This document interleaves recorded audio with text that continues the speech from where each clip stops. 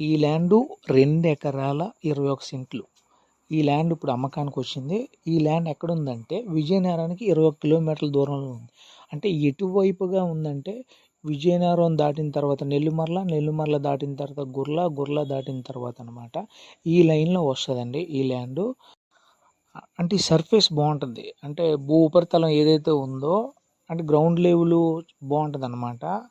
అంటే ఒక ప్లే గ్రౌండ్లో ఉంటుంది. అంటే ఈక్వల్గా ల్యాండ్ అంతా కూడా ప్లెయిన్గా ఈక్వల్గా ఉంటుంది. గట్ల పైన అక్కడక్కడ టేక్ చెట్లు ఉంటాయండి.